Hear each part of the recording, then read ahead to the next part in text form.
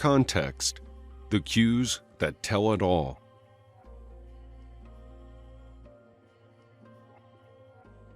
In the previous chapter, we talked about how when looking at body language, taking note of the context was also crucial.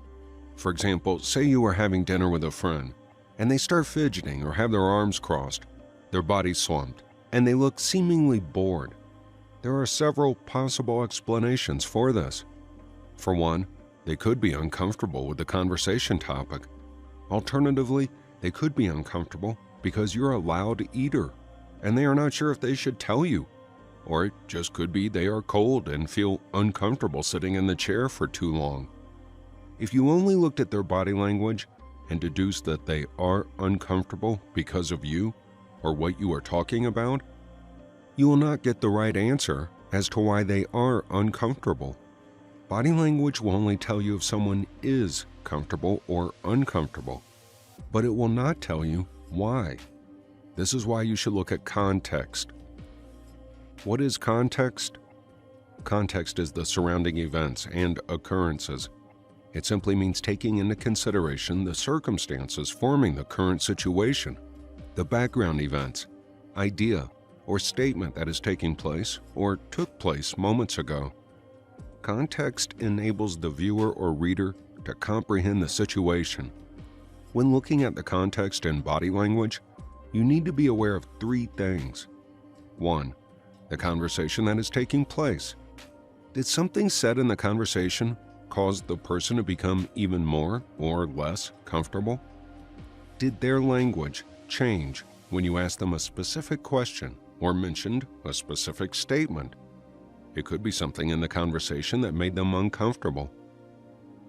2. The environment where the conversation takes place. Look around the area you are in when having this conversation. Is it in public? Is it in an open space? Are people around? Or is it in a private place where nobody can see the both of you? Both open or closed spaces can make a person uncomfortable, depending on what is being discussed. 3. The recent experiences of the person you are speaking to. This person's day may or may not have started with you talking to them. The previous day's experience may still be affecting this person. It could be that they had a rough day at work, or they are not well, or they are just stressed out. Applying context. When analyzing people, you need to take into account the context that they are in. Taking time to look at this element will enable you to identify potential causes of their discomfort. When you remove this discomfort, such as moving to a different room or speaking in more hushed tones, changing the subject, you can see the difference it makes towards this person. Take, for example, if their body language showed you some sense of discomfort when you start talking about a controversial topic. Change this topic and see if they look a little more relaxed. If you still cannot pinpoint the source of their discomfort, just remember that the best way to find out is just to ask them. Even if you do not know the source of discomfort, you can still attempt to make changes so that they are more comfortable. You can change the smallest things to create a different spark. For example, offering the person a drink before you give them some bad news, or even asking about their day to make them feel more relaxed before starting an interview. While it is important to know the source of discomfort, simply just wanting to find out or even being aware of their discomfort and trying to make it better would make the whole situation go a long way from bad to good. Identifying context. It will take some time to practice finding out context before you are comfortable with looking for it and also focusing on the conversation that is happening.